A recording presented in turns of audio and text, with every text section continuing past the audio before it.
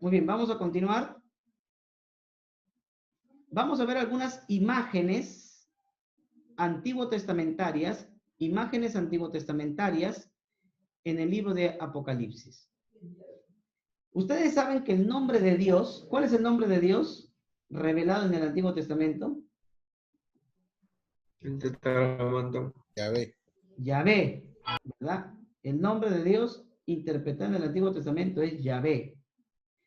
Pero ¿hay algún libro del Nuevo Testamento que tenga el nombre Yahvé? No hay, no No, existe. pues. A menos que tú tengas la Biblia de la traducción del Nuevo Mundo. Ahí ya cambia, ¿no? Pero ningún libro del Nuevo Testamento tiene el nombre de Yahvé, ¿ya? A excepción del libro del Apocalipsis. El libro de Apocalipsis sí tiene el nombre de Yahvé de manera parafraseada. ¿Cómo? Esto es lo que yo te decía. Imaginería, simbología prestada del Antiguo Testamento. ¿Cómo? Por ejemplo, vamos a mostrar acá. Éxodo 3, 13 y 14. Cuando Dios se le presenta a Moisés y Moisés le dice, y si me preguntan cuál es el nombre del Dios que me envía, ¿qué voy a decir yo? ¿Y qué dice el versículo 14? Y Dios le responde a Moisés, yo soy el que soy. ¿Verdad? Yo soy el que soy. Que uno lo ve y dice tiempo presente. Yo soy el que soy. Pero la situación cambia evidentemente en el hebreo. ¿No? ¿Por qué?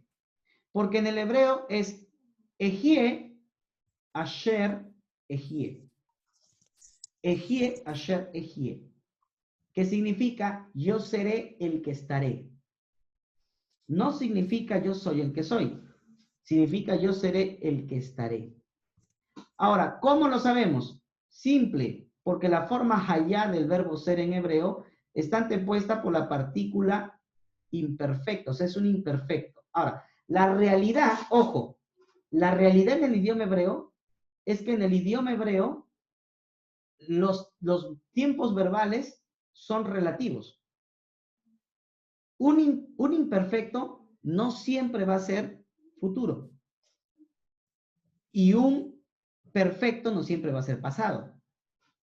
Va a depender del contexto para yo poder interpretar las formas de las estructuras de los verbos hebreos. Así que, aunque Ejie, Asher, Ejie podría ser yo seré el que estaré, también pudiera ser yo soy el que soy. O sea, las dos formas es permitida. ¿Me entienden? Las dos formas en el hebreo bíblico de traducción es absolutamente válido y permitido. Los dos. Ahora, ¿qué hizo la Septuaginta? Las traducciones griegas del siglo, de la época de Cristo, ¿qué hicieron? La Septuaginta, que viene muchísimos años antes de Cristo, del siglo III, la Septuaginta lo que hace es traducir en tiempo presente por medio de participios. Entonces pone ego eimi hoon, que significaría yo soy el que está haciendo. Eso literalmente. Yo soy el que está haciendo. Pero traducciones griegas del Antiguo Testamento, como por ejemplo la traducción de Aquila, tradujo como esomai, hos esomai, que significaría yo seré el que estaré. Entonces, la forma del hebreo bíblico, ejie, asher, ejie, en realidad es una forma muy variada y puede tener cualquier interpretación. Puede ser una interpretación futura, puede ser una interpretación presente. ¿Ok? Ahora, esta realidad de la interpretación de ejie, asher, ejie, que lo más tradicional, porque la gran mayoría de personas que lee la Biblia usa la Reina Valera, lo primero que se le viene a la mente es yo soy el que soy. ¿Sí o no? Y de manera apologética, para ir contra los testigos, dice que la otra traducción es incorrecta. No, la otra traducción es correcta, está muy bien traducido también, porque la forma del hebreo bíblico permite cualquier tiempo verbal, depende del traductor. ¿Ok? Entonces, siendo que esta forma verbal hebrea es muy amplia, durante el siglo I existían los targúmenes. ¿Qué son los targúmenes? Los targúmenes son traducciones interpretativas del Antiguo Testamento. Traducciones interpretativas del Antiguo Testamento en idioma arameo. Esos son los targúmenes. Y hay un targum llamado Targum Pseudo-Jonathan, que si bien es cierto, ha sido erróneamente aplicada la autoría a Jonathan ben Uziel, discípulo de Gidel de la época de Cristo. La copia más antigua que nosotros tenemos del Targum del Antiguo Testamento arameo es del siglo IV después de Cristo. O sea, no es muy nuevo, es del siglo IV después de Cristo. Sin embargo, el contenido de ese Targum sí viene de la época de Cristo. ¿Ok? O sea, el contenido sí, la redacción del libro no, pero el contenido sí. Ahora, cuando uno lee Éxodo 3:14, el Targum Pseudo-Jonathan, conociendo que la forma Ejie Asher Ejie pudiera ser futuro o pasado o presente, ¿sabe cómo traduce el texto? Lo traduce como yo soy el que es y que será. Y de esa manera, con esa traducción, engloba el significado completo de la frase Ejie Asher Ejie. ¿Estamos o no? De esta manera está englobando el significado de Ejie Asher Ejie. No es el único lugar donde pone eso. También, por ejemplo, en el Targum Pseudo-Jonathan, en el Deuteronomio 32:39, dice, yo soy el que es y fue, y yo soy el que será, y no hay más dioses. Y no hay más dioses que yo. Entonces, ¿qué quiere decir? Que los hebreos, los judíos del siglo I, le llamaban a Dios, yo soy el que soy. No. Ellos le llamaban a Dios el que es, que era y que será.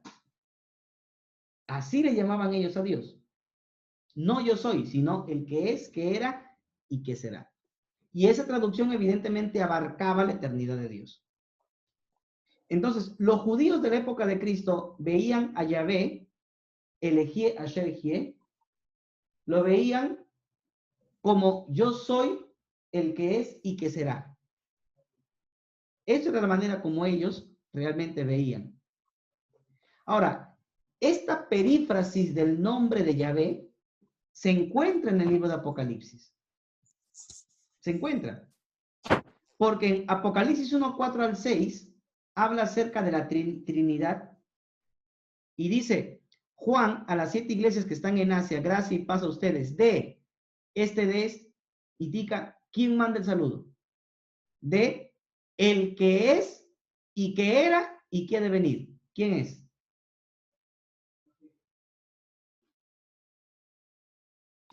Yahvé. Cristo y Yahvé. No puede ser Cristo, es Yahvé. Es Yahvé. Recuerda, el libro de Apocalipsis está usando la perífrasis aramea que se utilizaba en el siglo I para mencionar el nombre de Dios, el que es, que era y que será. Lo que pasa es que Juan cambia de manera original la última parte, no para ponerle será, sino que ha de venir, porque el reino mesiánico lo trae Dios.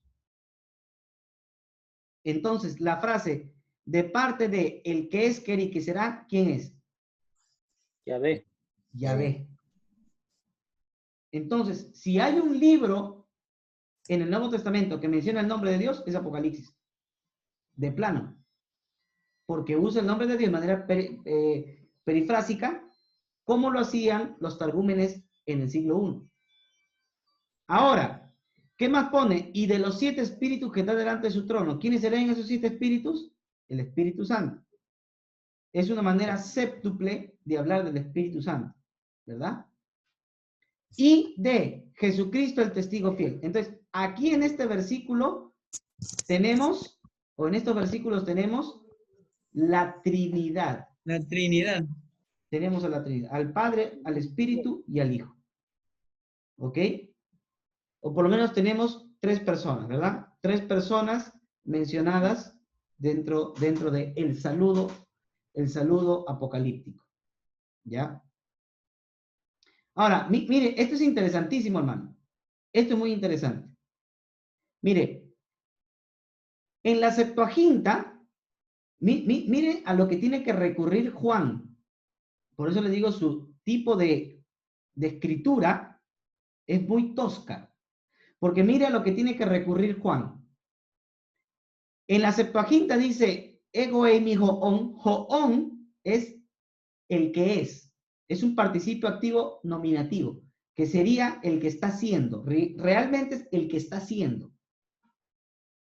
Se traduce como yo soy, pero es el que está haciendo. Ahora, esta partícula, que es la segunda parte de la frase yo soy el que soy, ¿ok? Esta segunda parte es copiada exactamente por Juan en Apocalipsis 1:4. Es copiada exactamente. Y entonces pone Hoon, que sería el goimi Hoon, ¿ve? La copia exactamente. Y luego pone Kai, Ho, en Kai, Ho, erjómenos.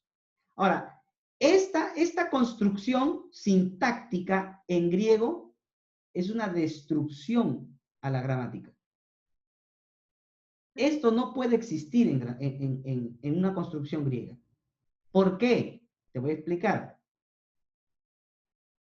Porque la forma correcta de escribir es antes de una preposición que tiene valor genitivo, el artículo que va a seguir, que en este caso sería este artículo debería ser también genitivo. Pero aquí está no en genitivo, sino en nominativo. O sea, es hoon. Pero realmente debería ser apo tu on. No apo hoon. ¿Sí me entienden o no? Esta es la manera correcta de escribir el griego. Juan destruyó el griego. ¿Y por qué lo hizo? Ahora voy a explicar. Pero otra cosa interesante es que tampoco aquí la forma del segundo verbo, mira acá tenemos un verbo, hoon es un participio, en es un verbo indicativo y erjómenos es un verbo participio. ¿Qué es lo extraño en esto? Lo extraño es que la secuencia debería ser verbo participio, verbo participio, verbo participio. ¿Sí? Es una secuencia de verbos participios. Pero aquí tenemos una secuencia de verbo participio, verbo indicativo, verbo participio. ¿Por qué el segundo, que se traduce como era, le pone un verbo indicativo cuando debería ir correctamente un participio? Lo que pasa es que el verbo ser en griego, la forma participio pasado del verbo ser no existe. Y en su lugar se usa la forma del participio genómenos. Y genómenos significa no solamente fue, sino llegó a ser.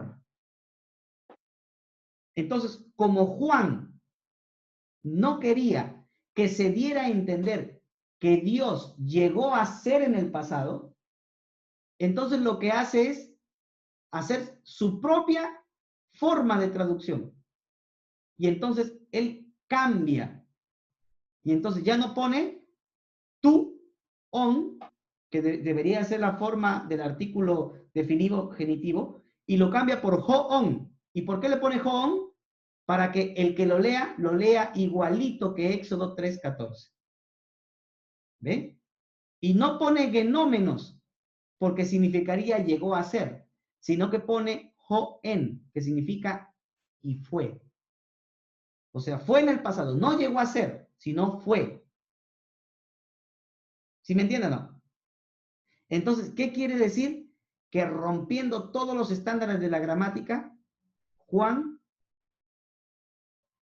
presenta un respeto al nombre divino y a la esencia del nombre divino, como lo tenían los antiguos hebreos cuando mencionaban el nombre de Yahvé. ¿Se da cuenta? Entonces, es maravilloso ver el respeto que Juan el profeta tenía de hasta posible cambiar las normas de la gramática con tal de respetar el nombre sagrado de Dios. Tremendo, ¿no? Hombres, Pastor, y para hermanos, hacer eso hay que conocer un montón de idiomas para destruirlo, para llevarlo a ese punto, ¿no? En este caso puedo pensar que quien escribió el Apocalipsis era un erudito en griego y conocedor del Antiguo Testamento. evidentemente, conocía el Antiguo Testamento y lo conocía muy bien, por eso las figuras, como les digo, las figuras que uno va a encontrar en el libro de Apocalipsis son figuras prestadas de la literatura apocalíptica, de apócrifa, como del Antiguo Testamento, ¿no? Muy bien. Ahora, si uno lee literalmente esto, ¿cómo se leería? Literalmente sería gracia y paz de el que está haciendo y era y está viniendo. Eso es lo que realmente dice, ¿no? Pero como es muy complejo, entonces ya tu Reina Valera dice del que es, que y que está viniendo, ¿no? O que viene, ¿no? Pero literalmente es lo que dice en el texto griego. Muy bien. Entonces, conclusión. El único libro del Nuevo Testamento que mencionaría el nombre de Yahvé de manera indirecta, a través de una perífrasis usada en el siglo I en los targúmenes, sería el libro de Apocalipsis, evidentemente. Evidentemente. ¿Ya? Entonces, el que es, que era y que ha de venir no es el Señor Jesucristo. Es una perífrasis de Yahvé. ¿Ok? Es una perífrasis de Yahvé. ¿Pregunta? Sí, profesor. Diríamos entonces que en realidad, ¿quién o quiénes fueron los que hicieron tal vez esa modificación, esa alteración o esa manera de cómo del poder ya en griego establecer esa modificación a la cual usted se está dirigiendo? ¿Juan necesariamente o ya los traductores desde que se comenzó a canonizar el libro como tal? Los copistas. Bien, no tenemos los textos originales para determinar si fue una añadidura posterior. Pero tomando lo que conocemos, probablemente el libro se escribió como tal. No fue una modificación posterior, probablemente, ¿no? Creemos que sí, el texto se escribió como tal y fue el mismo autor, en este caso Juan, quien haya sido Juan, el que lo escribió de esa manera, ¿no? Muy bien, ¿otra pregunta? No se quede con la duda, hermano, ¿ah? Ay, no, pastor. Y si pregunto herejías, usted no se preocupe, hermano, tantas herejías he escuchado en mi vida, y ya lo que usted diga no me va a asustar. Sí, Cuando usted menciona en Apocalipsis 1, 4 al 6, hace mencionar usted, o no sé si he entendido mal, que hace referencia a la Trinidad, ¿cierto? ya.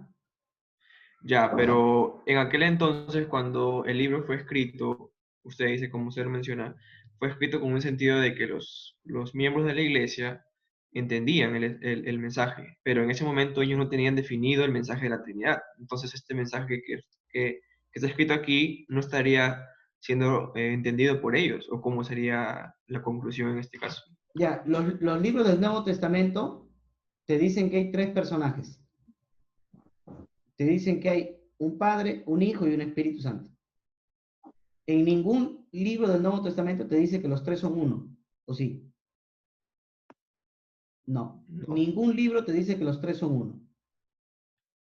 La Biblia solo te dice que hay tres personas, Padre, Hijo y Espíritu Santo. ¿Ok? Entonces, en el libro de Apocalipsis encontramos eso. Encontramos a tres personajes enviando saludos. Se supone que son personajes divinos dentro de la plenitud de Dios que envían saludos a los hermanos de las 7 iglesias, ¿no? Entonces, cuando yo digo que es un saludo trinitario, es porque están los tres personajes, Padre, Hijo y Espíritu Santo. Pero no necesariamente el texto enseña que los tres sean uno, pero sí menciona a tres personajes. Pero ahora usted en el verso 4 dice que hace referencia a Jehová como lo menciona en el Éxodo.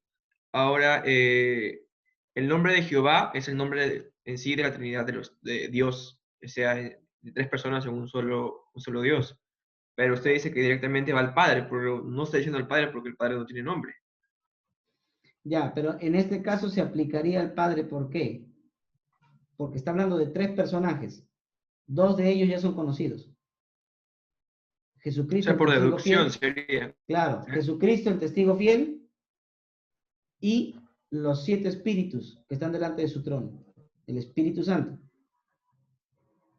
Entonces, de plano, la forma, el que es, que era y que ha de venir, es una perífrasis tomada de los targúmenes del siglo I, aplicada, que en aquel entonces no conocían que el Hijo era divino, pero aplicada a Yahvé, al Padre. Ok. ¿Ok? Muy bien. Otra pregunta, ya que acabó. ¿Alguien? Pregunta la masa. Hay más de 50 personas acá. ¿Hay que preguntar?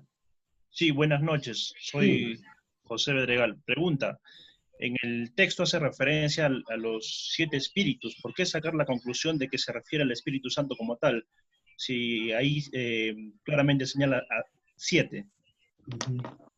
Ok, gracias. Gracias por su pregunta. Interesante.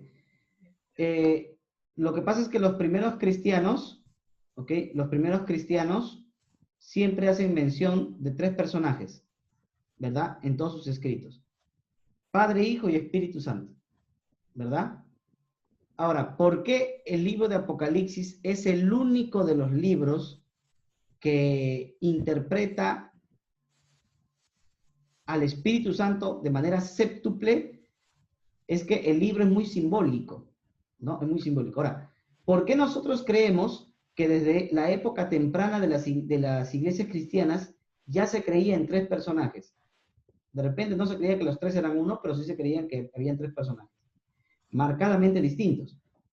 Lo conocemos por el Evangelio de Mateo, lo conocemos por el testimonio apostólico, pero también por el credo de la iglesia, la Didaché y el credo de la iglesia, el credo apostólico. Ustedes recuerdan el credo apostólico, ¿no? Creo en Padre Dios Todopoderoso, Creador del cielo y de la tierra. Creo en Jesucristo, su único Hijo, y creo en el Espíritu Santo. Entonces, evidentemente, el credo apostólico, que es un credo histórico, muy antiguo de las primeras comunidades cristianas, hacían una marcada diferencia entre Padre, Hijo y Espíritu Santo. Entonces, si nosotros entendemos que el libro de Apocalipsis, ojo, el libro de Apocalipsis viene de una tradición cristiana, no de una tradición gnóstica, porque algunos han dicho hay evidencias de manipulación gnóstica en el libro. No hay evidencia de manipulación gnóstica. Los eruditos han dicho que viene de una tradición cristiana, no herética. No es gnosticismo, es cristianismo, ¿no? Entonces, si nosotros entendemos que hay una herencia teológica adoptada en el libro de Apocalipsis de los primeros cristianos, y los primeros cristianos tenemos evidencia histórica de su marcada diferenciación de personas, ¿no? Padre, Hijo y Espíritu Santo, entonces se tendría que entender, ¿no? Comparando o cotejando la evidencia, podríamos concluir que la forma séptuple de mencionar al Espíritu es una referencia al Espíritu Santo. ¿Ya? Esa sería la respuesta.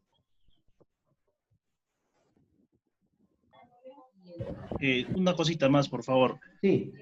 Sí, entiendo la referencia que se hace, ¿no? A la concepción de las 3 personas que ya existen en el cristianismo primitivo, pero ¿por qué trasladar esa idea de forma exclusiva para este texto en sí, ¿no? O sea, más bien no se podría pensar que si el texto dice los 7 espíritus, no hay aquí una conexión con el tema de las 7 iglesias o las 7 trompetas o otras figuras que señalan el número 7 dentro de este género apocalíptico.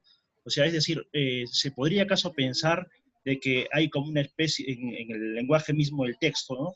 Hay una especie de espíritu que como que está ahí presente o delante de cada una de las iglesias? Interesante pregunta. Bien, el mismo texto apocalíptico de plano nos indica que el saludo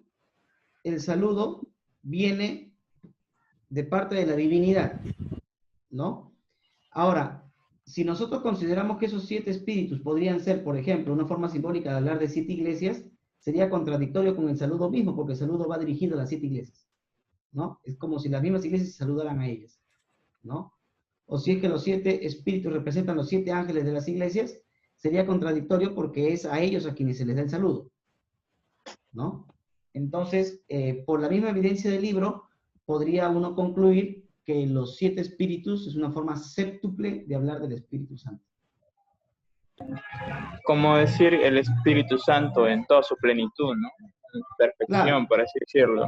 Evidentemente es una forma simbólica, ¿no? Es una forma simbólica de hablar del Espíritu Santo, ¿no? No es literal, pues. Pero no pierde. Gracias por su pregunta, muy interesante, hermano. Muy bien. Continuamos. El libro de Apocalipsis también presta muchas referencias de libros aludidos del Antiguo Testamento. Por ejemplo, tenemos el libro de Éxodo, que es aludido, salvos frente al mar, el cántico de la liberación, la plaga de sangres, plaga de oscuridad, plaga de úlcera maligna, plaga de granizo y fuego, nación santa, maná del pueblo de Dios. Es una forma representativa prestada de la imaginería judía del libro de Éxodo. ¿Ya? Ahí están sus pasajes y referencias. También presta del libro de Ezequiel. La gloria de Dios manifestada al profeta es parecida en el capítulo 4, el capítulo 1, el mar celestial, los seres vivientes, el rollo escrito por delante y por detrás, sellar a los siervos de Dios en sus frentes, anuncio del ministerio profético de Ezequiel, que es una reproducción muy interesante en el libro de Juan, del Apocalipsis, la destrucción de Babilonia y Gog y Magog. ¿Ok?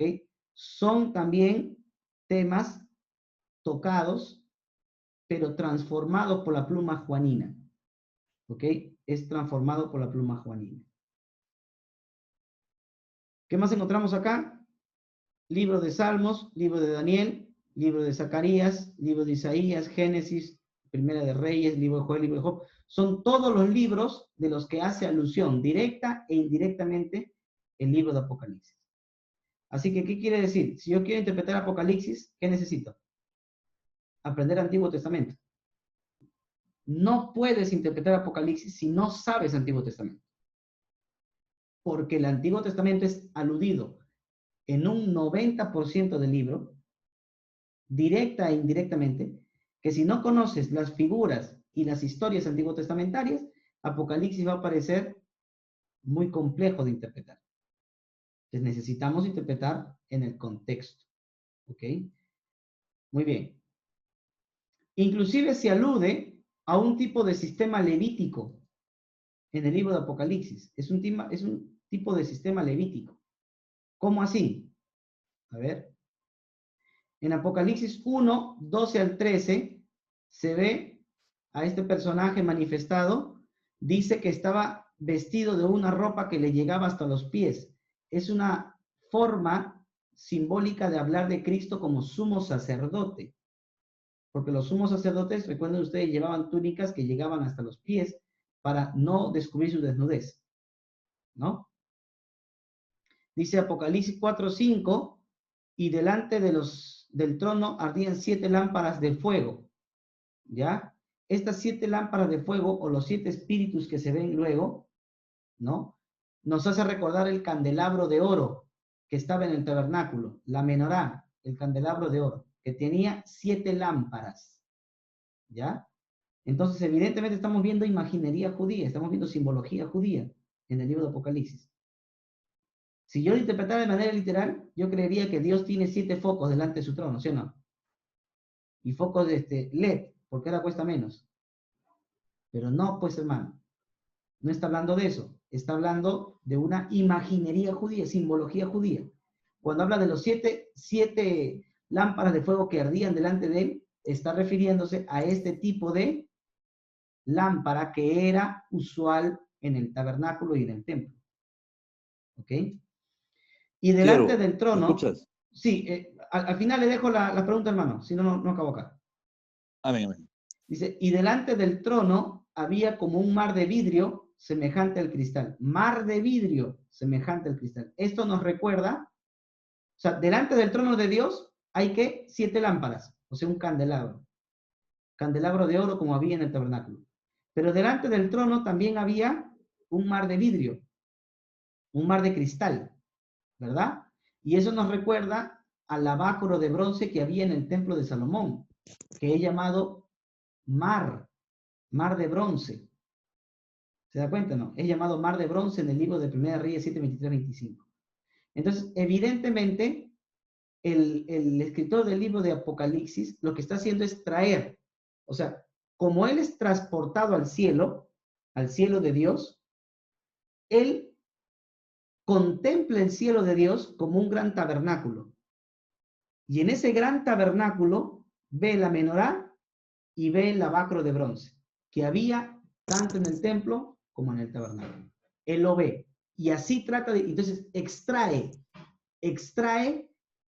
esas imaginerías simbólicas antiguotestamentarias del sistema levítico, los transporta al libro de Apocalipsis. Inclusive pone a Cristo como sumo sacerdote, ¿no?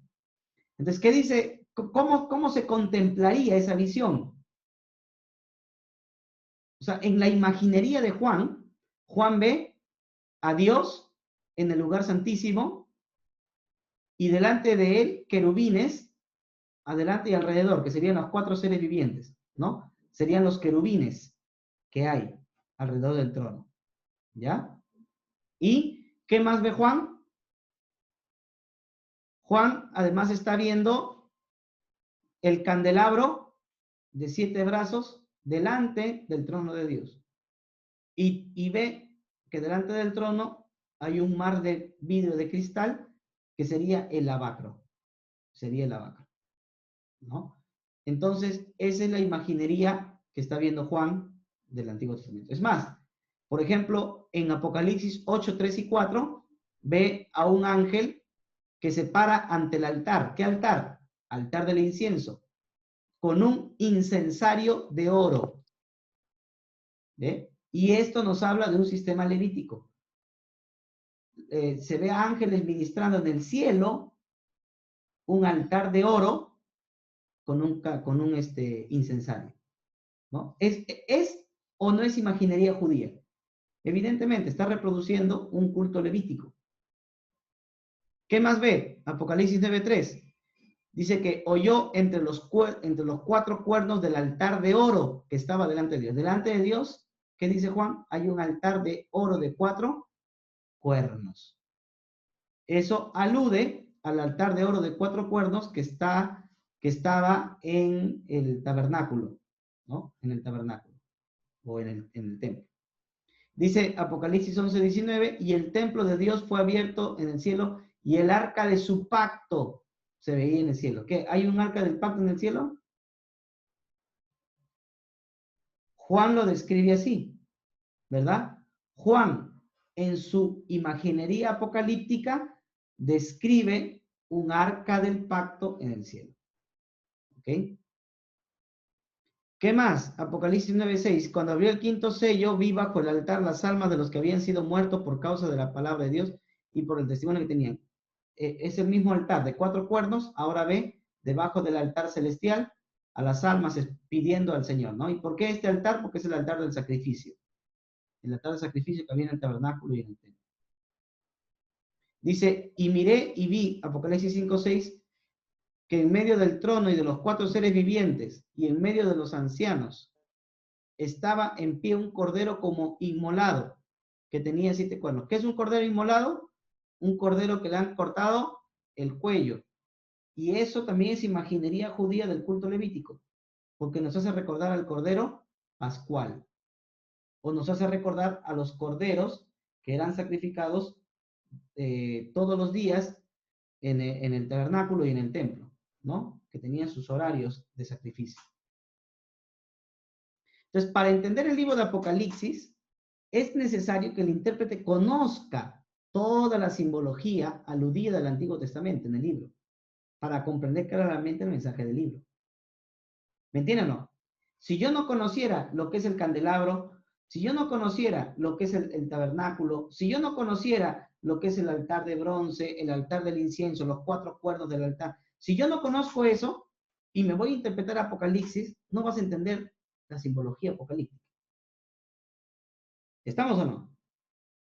Necesito comprender completamente el Antiguo Testamento para recién entender las imágenes prestadas o asimiladas del Antiguo Testamento o de la literatura extrabíblica al libro de Apocalipsis. ¿Preguntas?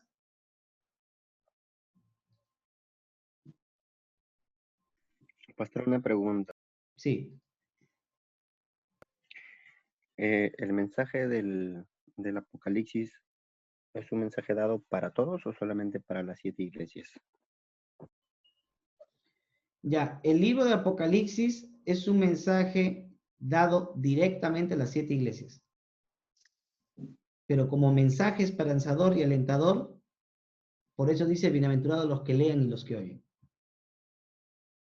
Lo digo por lo que, bueno, solo comprendo yo hasta donde sé que quienes están más empapados de todos estos rituales son los judíos, pero no así los gentiles. Perdón, O sea, nosotros podemos conocer, pero o sea, estudiándolo, ¿no? No es parte de nuestra cultura, eso de los rituales y todo eso, solamente nos podemos informar, pero no lo podemos conocer de manera tan directa como ellos. Evidentemente, claro. Sí. Profesor, una interrogante, un detalle que veía mientras en relación a la manera de cómo los ángeles estaban ofreciendo el incensario. Pero mi pregunta es, ¿cómo se debe interpretar dos personajes? A los 7 ángeles a los cuales se le está dirigiendo la carta y a los ángeles que se manifiestan en todo el libro de Apocalipsis, literal, con alas, Malak, o hay que darle su espacio a hombres, a los que reciben las 7 cartas, y a los demás, a los seres volando, etcétera. ¿Cómo debemos interpretar los ángeles en Apocalipsis? Bien, gracias hermano. Me da pase para la siguiente diapositiva. Y ya con esta diapositiva acabamos. ¿Ya? Gracias hermano, su pregunta me ha llevado a esta parte de acá. Muy bien. Vamos a hablar ahora un poco acerca de cómo interpretar el libro de Apocalipsis. Ya que hemos entendido que necesitamos comprender el contexto histórico-cultural, entonces yo voy a comenzar a interpretar en base al contexto histórico-cultural del libro, ¿verdad? Pastor, una consulta. ¿Esto ya es la carne? Ya este sí era carnecita ya. ¿Ok? Bien, entonces... Siervo. Sí. Una consultita. Si es el apóstol Juan o es otro Juan, deja de tener, digamos, relevancia. Lo importante para mí es, aunque yo sigo pensando que es el apóstol Juan, pero he cambiado todo mi concepto que tenía sobre el libro de Apocalipsis después de haberte escuchado tu exposición.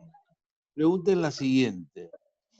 El ángel del Señor que habla con Juan, sea o no el apóstol, le dice, escribe esto. Entiendo que él no podía tomarse la atribución de escribir lo que quería, sino lo que se le estaba diciendo. Y a partir del capítulo 4, él tiene visiones, ciertamente. Comprendo que todo lo que él escribe es de acuerdo al contexto cultural de su época. Pero usar mucha simbología no sería degradar el texto. O sea, si llego a pensar que él puso lo que él quiso al final, me pregunto, ¿es entonces un libro inspirado o no? ¿Debo creer en él o debo pensar que tiene demasiada fantasía? Esa es mi pregunta, Barón. Ya, el tema corresponde un poco más a lo que es teología, ¿no? Ok. En lo que es teología, porque estaríamos hablando de la inspiración e inerrancia, ¿no? Lo que es teología no lo vamos a tocar ahorita porque sería quedarnos muchísimo tiempo, ¿no? Amén, amén. Amén. Pero que la Biblia es producto humano divino, siempre va a ser. No, eso sí, lo tengo claro, claro. Amén.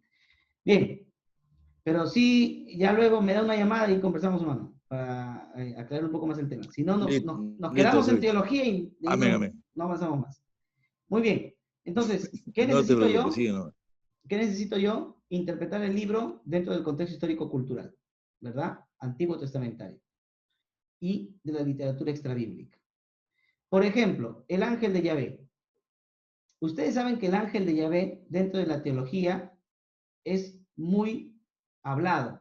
muy sonado, ¿no? La gente dice, el ángel de Yahvé, Cristo, ¿no? Y ya de plano catalogan al ángel de Yahvé como Cristo. Pero el ángel de Yahvé es parte de la imaginería judía que es tomada en el libro de Apocalipsis. En el libro de Apocalipsis se toma la imagen del ángel de Yahvé. ¿Cómo? ¿Quién es el ángel de Yahvé? Para empezar, ¿quién es el ángel de Yahvé? El ángel de Yahvé es un ángel que Yahvé mandaba en ocasiones particulares, como por ejemplo Génesis 16:11, ¿no? Donde aparece el ángel con Agar, se encuentra con Agar y luego de que habla, dice versículo 13, entonces llamó el nombre de Yahvé, que con ella hablaba, tú eres Dios que ve, porque dijo, no he visto también aquí al que me ve. Entonces, algunos dicen, bueno, como ella llamó al ángel Dios, entonces el ángel tiene que ser Dios. ¿Es una cristofanía o es una teofanía? ¿No? Porque lo llamó Dios. No necesariamente, porque el Antiguo Testamento llama a los ángeles Dios, les llama dioses. ¿Ya? El Antiguo Testamento. Salmo número 8, versículo 5, dice, le has hecho un poco menor que Elohim, le has hecho un poco menor que los dioses. Eso es lo que dice el texto original en el hebreo. ¿Ya? Entonces, si es que esta mujer miró al ángel de Yahvé y le llamó Dios, no le llamó Dios en el sentido de Dios eterno, le llamó Dios como un ser divino, así también se catalogaba a los ángeles antiguamente. Ahora, otros dicen, pero ¿por qué el ángel de Yahvé habló como Dios?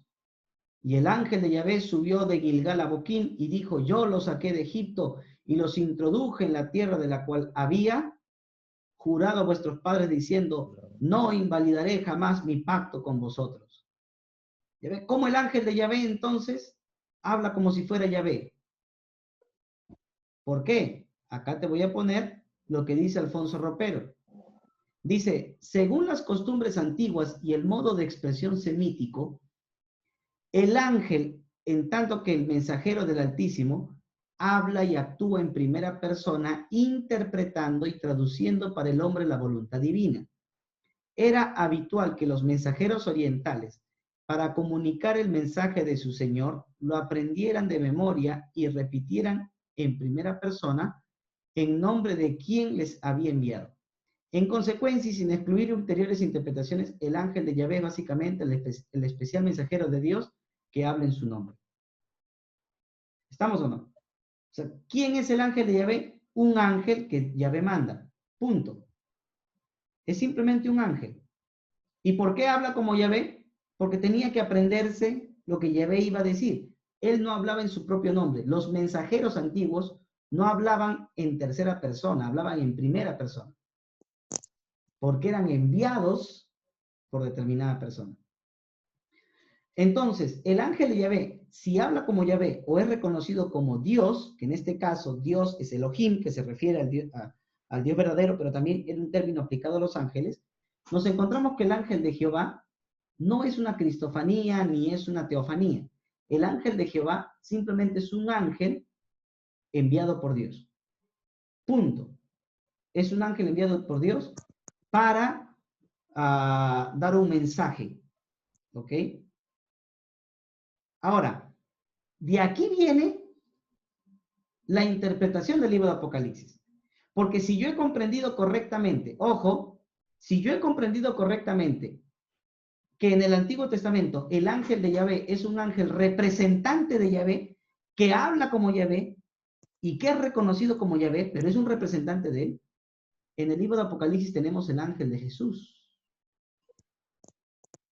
Y si usted se da cuenta, Apocalipsis 1:1 dice la revelación de Jesucristo que Dios le dio para manifestar a su siervo las cosas que habían de suceder pronto y la declaró enviándola por medio de su ángel. Entonces, ¿quién vino? ¿Jesús o un ángel?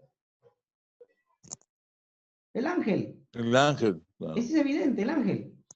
Y versículo 16 del capítulo 22, y yo Jesús he enviado mi ángel para darles testimonio de estas cosas. ¿De quién vino? Vino un ángel, pues no vino Jesús. Ahora, si yo entiendo esto, que esto es interpretado como se interpretó en el Antiguo Testamento el ángel de Yahvé, no tengo problema de entender el capítulo 1. Porque en el capítulo 1, cuando Juan escucha una voz de trompeta y él voltea y se da cuenta que había uno que decía, yo soy el alfa y el omega, el primero y el último, el que estuve muerto y he vivido, y tengo las llaves del infierno. Y cuando se volteó, lo miró con una ropa vestida. Pregunta, ¿quién era? ¿Un ángel o era Jesús? El ángel. Claro, o sea, la gente se anda peleando. Porque un grupo dice, es Cristo, porque ¿cómo ángel va a ser así? Y otro se va por el otro extremo y dice, no, es que tiene que ser un ángel, porque dice que fue un... Es que no están entendiendo, no entienden. Es el ángel que está recitando lo que Jesús le está diciendo que diga a Exacto. Juan. O sea, estamos viendo que el ángel de Jesús es un ángel representante de Jesús, que habla como Jesús, viste como Jesús, representa a Jesús, como el ángel de Yahvé era un ángel que hablaba en nombre de Yahvé y representaba a Yahvé. Solo que hablaba en primera persona. Claro, ¿por qué? Porque de nuevo, está transmitiendo un mensaje, simplemente está transmitiendo un mensaje. ¿Entienden o no? Entonces, acá no hay problema de identificación. La gente se pelea, ¿quién es? ¿Cristo o no es Cristo? No, no es Cristo, es un ángel y es claro. ¿Y por qué habla como Jesús? Porque es un ángel representante de él. Nuevamente, no vas a entender Apocalipsis si no tomas prestada la imaginería veterotestamentaria, antiguo testamentaria, y la aplicas al libro de Apocalipsis. De esto se desprende otra verdad. De esto se desprende otra verdad, que también ha sido a veces malinterpretada. Los ángeles, Dios los encargaba a las comunidades, ¿verdad? En el libro de Éxodo dice que Dios había mandado un ángel delante de ¿quién? Del pueblo de Israel. Dios mandó un ángel, ¿sí o no? Delante del pueblo de Israel, para que el ángel de Dios guiara al pueblo de Israel. Ahora, Éxodo 32-34 dice, mi ángel irá delante de ti. ¿Había un ángel que cuidaba a los judíos o no había un ángel que cuidaba a los judíos? Sí. Amén. La comunidad judía tenía un ángel que los cuidaba. ¿Cómo se llamaba? Miguel. Miguel. Por eso Daniel 12:1 dice, en el tiempo se levantará Miguel, el príncipe que está de parte de los hijos de tu pueblo. O sea, en la imaginería judía, cada comunidad, cada pueblo, cada nación tenía ángeles. ¿Estamos o no? Cada comunidad, cada pueblo tenía ángeles. E Israel no era la excepción. Israel también tenía ángeles. O un ángel que lo cuidaba. Esta imaginería es tomada también en el libro de Apocalipsis. Y por eso dice, Apocalipsis 1:20, el misterio de las 7 estrellas que has visto en mi diestra y de los 7 candeleros de oro. Las 7 estrellas son los ángeles de las 7 iglesias. Y los 7 candeleros que has visto son las 7 iglesias. Entonces, los ángeles de las iglesias, yo no sé de dónde sacó la gente, que son los pastores. No sé si me dejo entender. Si el libro de Apocalipsis está reproduciendo imaginería antiguo testamentaria, y en la imaginería antiguo testamentaria las comunidades tenían un ángel protector, evidentemente nos vamos a encontrar aquí que los ángeles de las iglesias son ángeles custodios de las iglesias. Son ángeles custodios de las iglesias. ¿Se da cuenta o no? Entonces, ¿y cómo lo sabemos? Porque el mismo libro de Apocalipsis dice que las 7 estrellas son los ángeles de las iglesias. Quiere decir que el símbolo que representa un ángel es una estrella. Profesor, es decir que no podemos aceptar, entre paréntesis, que las personas o los ángeles que se están dirigiendo las 7 cartas sean pastores como tal. Es imposible aceptar aquello. No, yo no creo. Yo creo que eso estaría contra contra la misma imagen del libro de Apocalipsis, prestando prestando imaginería antiguo testamentaria. Eso es evidente, evidente. ¿Y por qué escoge 7? Porque en la literatura apócrifa siempre habla de 7 ángeles. Número 7 es un número de perfección. Entonces, es evidente que Juan... Ahora, el mismo versículo 20 dice que el símbolo de los ángeles son las estrellas. Entonces, nunca la Biblia usa un símbolo para otro símbolo. Si los ángeles en realidad fueran los pastores, entonces sería un símbolo de otro símbolo. Y no es así, pues. De plano, ya la traducción o la interpretación del libro de Apocalipsis es que las estrellas representan los ángeles. Por ende, ¿los ángeles son qué? Ángeles protectores de las iglesias. Pero yo no creo eso. No creas, pues yo tampoco estoy diciendo que lo creas. Yo te estoy enseñando lo que dice el contexto histórico-cultural. ¿Estamos o no? El contexto histórico-cultural de plano te dice que los primeros creyentes creían en ángeles guardianes. ¿O no creían en ángeles guardianes? Sí. Evidentemente. Mira, el compendio del Diccionario Teológico del Nuevo Testamento dice, la idea de los ángeles guardianes se toma del judaísmo. Hechos 12:15 presupone una semejanza entre el ángel y la persona. ¿Recuerdan cuando Pedro estaba encarcelado? Y Rode va a abrir la puerta, ¿qué dice Rode? Pedro está afuera. Y los hermanos dijeron, no, es su ángel. ¿Por qué? Porque ellos creían que los ángeles los ángeles custodios o los ángeles guardianes de la persona tomaban la forma de la persona. Ahora, en Mateo 28:10, los ángeles nos recuerdan que los pequeños son importantes para Dios y deben serlo para nosotros. ¿Por qué? Porque Jesucristo dijo, no hagan daño a estos pequeños porque sus ángeles en los cielos lo ven. Cada ser humano tiene un ángel.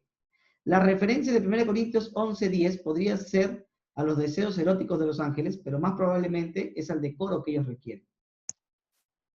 Pablo dice que las iglesias, en las iglesias están los ángeles y se merecen respeto, por eso las damas tienen que ir con velo, ¿sí o no? Eso es lo que dice 1 Corintios. Entonces, Claro. ¿qué quiere decir? Que los primeros cristianos creían que las iglesias tenían ángeles que los cuidaban. Uy, entonces, pastor, el ángel de mi iglesia se quedó dormido porque le acaban de robar la semana pasada. ¡No! Sí, yo quiero que entienda la imagen, ¿no? O sea, está hablando de ángeles custodios. Ellos creían realmente que los ángeles cuidaban las iglesias. Ahora, miren lo que dice acá. Miren lo que, algunos están que me miran asustados que me van a cortar. Si me vas a cortar, córtame, no me amenaces. Miren lo que dice acá. Es una broma para amenizar la noche, pues, hermano. En Apocalipsis 1:20 y en 2:3, los ángeles de las iglesias podrían ser los obispos, pero el contexto es más probable que sean los ángeles que auxilian, especialmente porque en los tiempos del Nuevo Testamento los obispos no ostentaban un lugar de exaltación por encima de las iglesias. Hay tantos pastores que les gusta ser ángeles, ¿no? Entonces, por eso andan diciendo que son ángeles, ¿no? Entonces, Se dejan pregunta, llevar por el significado de las palabras, pastor. Dicen ángeles mensajero, pastores mensajero y ya. Y eso claro, ha llevado a muchas herejías porque también dicen apóstol también significa mensajero, así que yo soy mensajero, yo soy un apóstol y empieza toda la herejía. exacto, ¿no? Entonces, hay que entender que de por sí el libro de Apocalipsis no enseña que los obispos sean los pastores o los ángeles. La Biblia enseña que los ángeles son ángeles guardianes. Ahora, esa imagen se toma evidentemente del Antiguo Testamento, ¿no? Porque ellos creían que las personas tenían ángeles custodios. Un ángel del Señor acampa alrededor de los que le temen y los defienden, ¿no? Amén. Ellos creían que los países tenían sus propios ángeles. El príncipe de Media, el príncipe de Persia, el príncipe de Grecia, ¿no? Y ellos también creían que las comunidades, como la comunidad judía, tenía su propio ángel. Si esto era una realidad en la época del Nuevo Testamento, del siglo I, ¿qué nos haría a nosotros dudar de que los primeros cristianos creían realmente que las iglesias tenían sus ángeles? Ellos creían que cada iglesia tenía su ángel custodio. Ahora, alguien me diría allí, ojo, ojo, alguien me diría ahí, agárrese, agárrese, que viene la herejía. Alguien me diría, a ver, pastor, pero yo no. Y entonces, ¿por qué Dios le manda la carta al ángel? A ver, ¿sí o no? ¿Por qué Dios le manda la carta al ángel si bien le pudo decir, angelito, ven para acá? Entonces el ángel va y le da de frente, pues, o le da de frente el mensaje. ¿Por qué tiene que mandarlo a través de un árbol o de una persona? Simbología, pues. Es simbólico. Es simbólico. Exactamente. Bien. Es simbólico. Se está dando un mensaje, ¿no? Ahora, si tú crees que ese texto es literal, ya, entonces el día que te mueras te vas al cielo y le preguntas por qué Dios quiso hacer eso. Es el problema de Dios, no es el problema mío. ¿Sí o no? Es el problema de Dios. O tú le vas a decir, Señor, ¿y por qué abriste todo el mar rojo? Pues ya es el problema de Dios, ya no es el problema tuyo, ¿no? Entonces, si Dios quiso dar un mensaje a través de un ser humano, ese ya es problema de Dios, ¿no? Y encima un ángel, ¿no? Déjale a él, no te compliques la vida. Mira, ahorita con el coronavirus estamos más complicados que te vas a meter en otro problema. Muy bien. Muy bien, hermanos. No sé, alguien me escribió, vamos a ver acá. Bien. Entonces, Sí, profesor, nada más para cerrar mi pregunta. Sí. Sí, el asunto, ¿no? El asunto es de, y todavía veo, y perdón, tal vez mi pregunta, ver ángeles alados. Ese es mi interrogante. ¿Acaso también se sigue arrastrando o se seguía arrastrando aún en el tiempo de Juan la situación que se interpretaba en Babilonia, ¿no? De asignarle alas a los... No, ha apagado su micro. Hola. Sí, Hola. dígame. Sí, no, le decía que a qué se debe de que aún en el Apocalipsis podemos seguir viendo ángeles con alas, cuando se supone que en una interpretación seria de estos seres como tal no aplicaban aquello. ¿Por qué todavía se sigue en Apocalipsis viendo a estas figuras aladas? Ok. Bien. Los ángeles son, en el concepto bíblico de ángeles, ¿son espíritus o son materia? Espíritu. Espíritu. Son espíritu. Entonces, las descripciones que hacen de los ángeles, ¿son literales o simbólicas? Simbólicas. No pueden ser literales porque son espíritu. Es como cuando la Biblia habla, la mano de Yahvé ha hecho estas cosas. ¿Dios tiene mano? No. ¿Por qué? Espíritu y lo que se usa el antropomorfismo, ¿no? Para poder entender de qué se trata, ¿no? Son antropomorfismos, son formas humanas para que nosotros entendamos. Amén. ¿No? Simbólico. Así Entonces, los ángeles son seres espirituales que no tienen forma, no tienen alas, no tienen ojos, no tienen manos, son espíritus. Pero para representar la sabiduría de ellos, se puede decir, ojo, para representar la sabiduría de ellos se puede decir que tienen 7 ojos. ¿Me entienden o no? Pero no es porque tengan 7 ojos, pues, sino porque se quiere representar su sabiduría. Por ejemplo, exacto, mira lo que dice ahí. A ver, miren acá. ¿Están conmigo? Ven. Ya empezaron las herejías. Agárrese ya. Mire, vamos al libro de Apocalipsis, perdón, Ezequiel.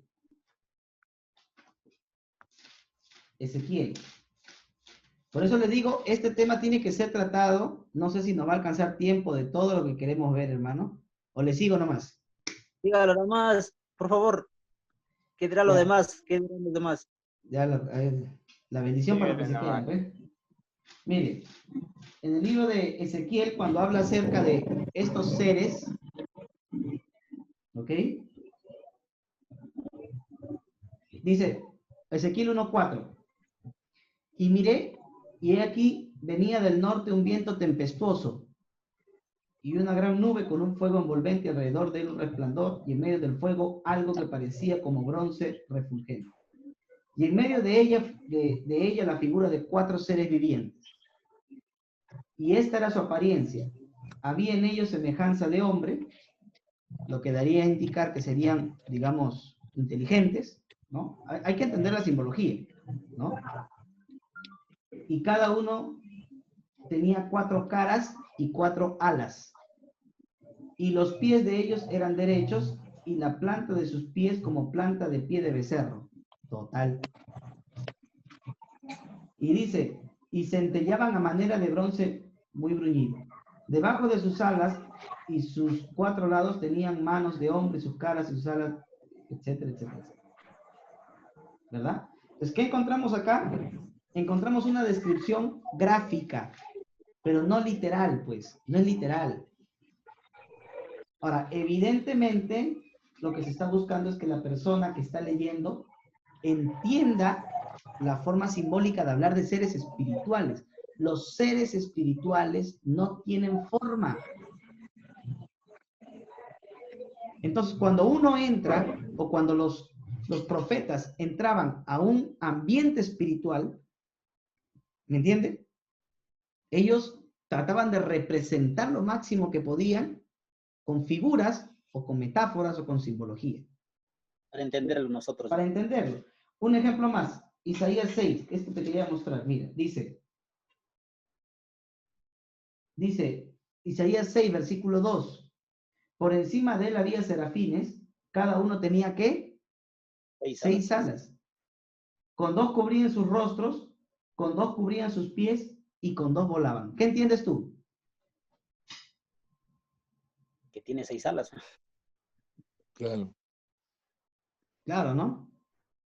Ya, pero ¿por qué cree usted que cubrían sus alas? Es un Dios velado.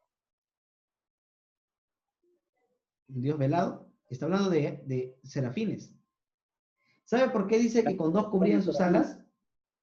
Perdón, con 2 alas cubrían sus pies, porque la palabra pies en el Antiguo Testamento puede hacer referencia al órgano sexual. Amén, sí, también se relaciona a eso. La palabra Un pies eufemismo, entonces, es un sería, ¿no? eufemismo del falo masculino. Ahora, si tú lo tomas literalmente, tu conclusión sería que los ángeles tienen falo. ¿Sí o no? Y entonces por eso se andan cubriendo. No, lo que el autor está queriendo explicar a través de esa simbología es que así como los seres humanos tenemos respeto, decoro y no mostramos nuestras partes íntimas, ¿entiende? Los ángeles son mucho más santos, por eso andan todo cubiertos, cubriendo sus pies. Eso es lo que está queriendo decir. O sea, es una forma gráfica de hablar de la santidad de estos seres, serafines. ¿Entienden o no? Entonces, Pastor. sí. Nada, entonces, cuando dice Isaías ahí, y vi yo, o sea, él veía algo o imaginaba y buscaba simbologías para tratar de explicarnos a nosotros. O sea, ¿qué es lo que él veía? ¿Veía eso? No, eso es lo que... Ya, cuando los profetas hablan de que vieron, es porque están transmitiendo lo que ellos han captado de la visión, del sueño, etc. Pero, por ejemplo,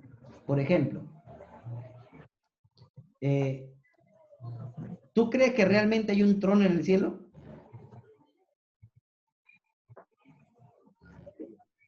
Bueno, no sé, en un sentido así.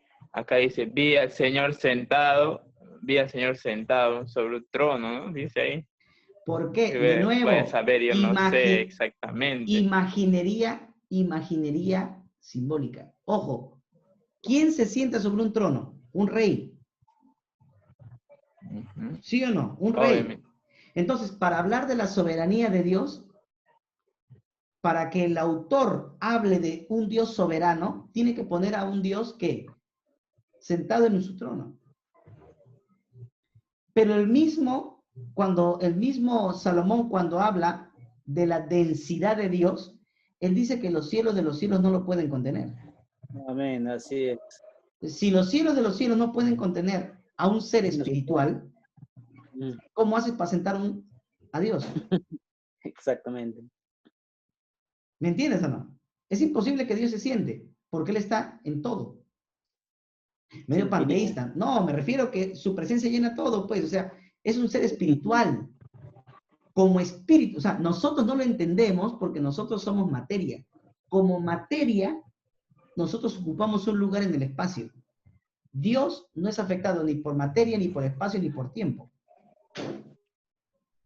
¿Me entienden? Entonces, muchas de esas representaciones son gráficas y no se deberían tomar literales. ¿Estamos? Interesante. Sí. Claro. Okay. Y Es como entonces el también libro con es como el libro de Proverbios. Apocalipsis. Es como el libro de Proverbios, cuando el libro de Proverbios dice, los ojos de Jehová están sobre toda la tierra. Dios tiene ojos.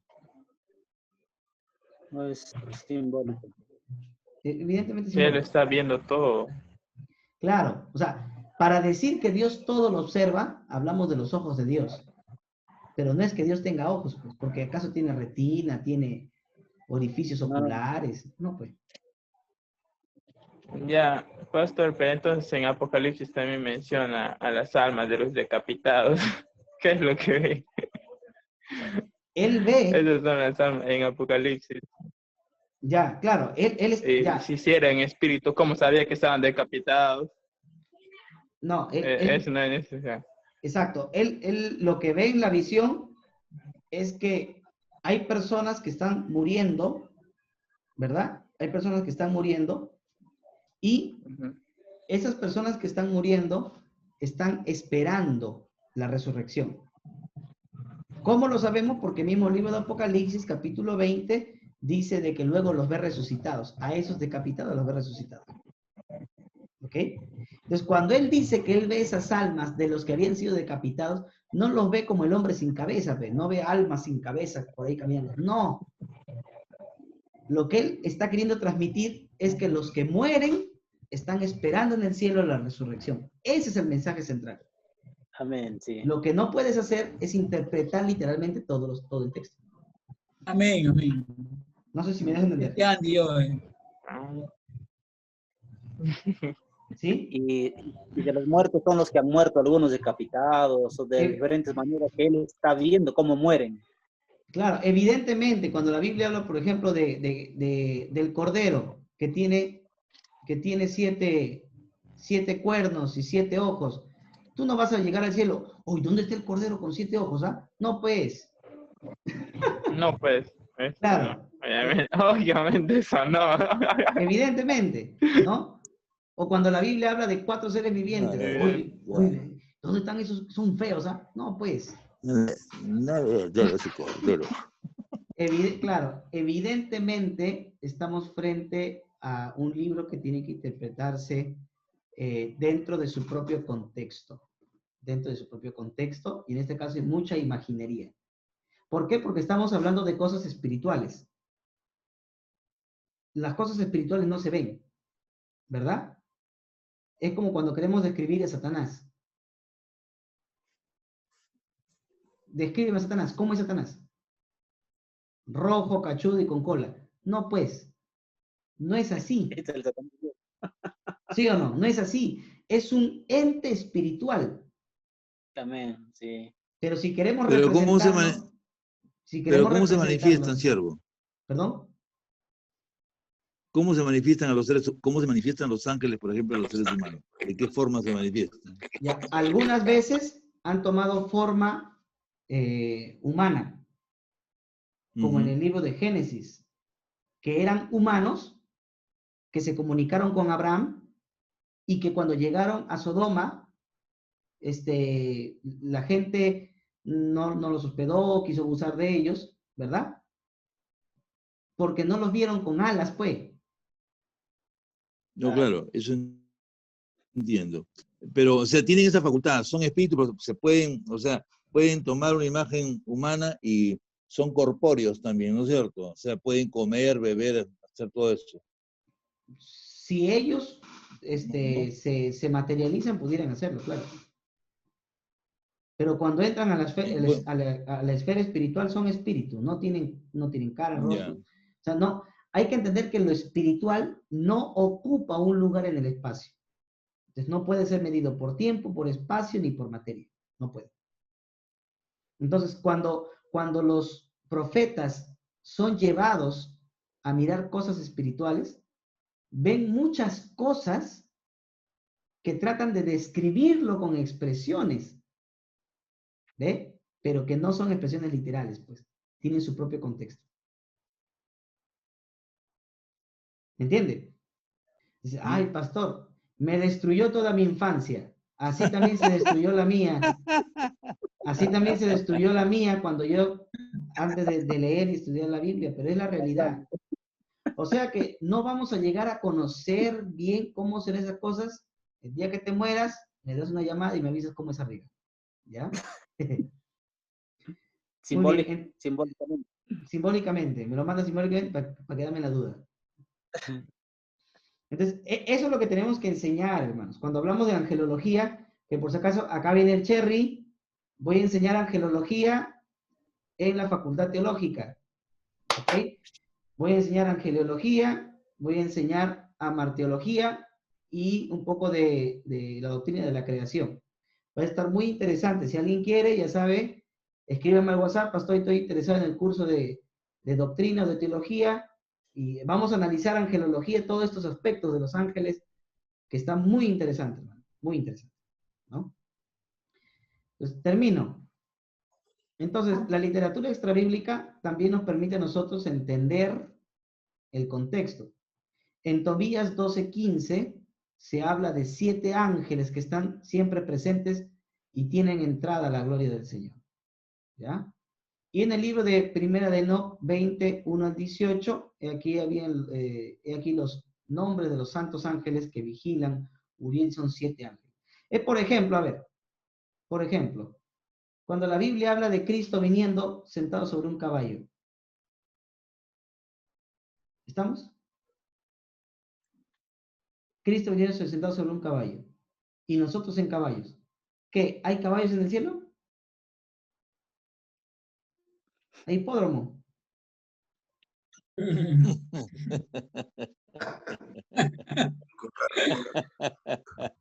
O sea, ¿qué? ¿Cómo va a ser la cosa? ¿Venimos o no venimos en caballos? Entiende, papay, entiende. Escúchame. Mira, te voy a explicar. Te voy a explicar para que se pueda entender más fácil. Mira, escucha. Recuerda que el libro de Apocalipsis lo que hace es transmitir, ¿verdad? Transmite cómo un imperio le gana a otro imperio, ¿sí o no? El imperio egipcio fue dominado cuando vino una invasión y fue destruida. El imperio babilónico, el imperio asirio, fue dominado por el imperio babilónico. El imperio babilónico fue invadido por el imperio medo-persa. El imperio medo-persa fue invadido por el imperio ¿qué? Griego. El imperio griego fue invadido por el imperio romano. No puede haber, ojo, no puede haber caída de un imperio si no hay invasión. Entonces, cuando ve a Cristo con todos sus ángeles y con todos los santos viniendo en caballos blancos, es porque antiguamente así invadían los ejércitos. Usaban caballos. ¿Cuándo has visto tú un ejército viniendo a invadir sin caballos? Los matan, pues. ¿Sí o no? Entonces, era imposible que si Juan quería decir que el reino del Mesías iba a venir a destruir a los demás reinos, era imposible que él no dijera que veníamos en caballos. Era imposible. Pero no porque vengamos en caballos, sino porque no había otra manera de explicarles a ellos, a los de su época, que nosotros vamos a venir como un imperio invasor a destruir al último imperio final. ¿Me entienden o no? Claro. Ya andamos creyendo que vamos a venir en caballitos. No, pues, hermano. Hasta Pizarro vino con su caballo, unos cuantos caballos a los incas. Claro, hasta Pizarro, ¿no? Entonces, ¿sí me dejé entender, hermano? Bien, amén. Entonces, hay una verdad. Amén, amén. Hay una verdad. Yo no sé si usted es creyente, no es creyente. Yo creo que la Biblia es palabra de Dios 100%. Y yo creo que el Mesías va a venir a reinar. Y yo creo que voy a venir con el Mesías. Los detalles, Amén, amén. Los detalles de eso, ya pues no sé, porque en realidad lo que Juan está haciendo es transmitir un mensaje. Pero todo, literalmente, como va a pasar, no lo sabemos. ¿Sí me dejo entender? Sí. Ok, entonces, eso Sí, es, sí, pastor. esa sería la forma de entender el libro de Apocalipsis. No interpretando de manera literal, sino entendiendo la visión y todos los símbolos de la visión que dan un mensaje sobre esa visión. Es de manera global, no de manera particular la interpretación. ¿Amén? Amén, sí es. Amén. Bien. Si está de acuerdo conmigo, bien. Y si no, haga su conferencia usted. Pe. Eh, yo soy chistoso, hermano, perdóneme, soy chistoso. No se moleste conmigo. Muy bien. Profesor Abraham. La misma forma de interpretar el texto viene también del libro de Apocalipsis, donde habla acerca de los ángeles como,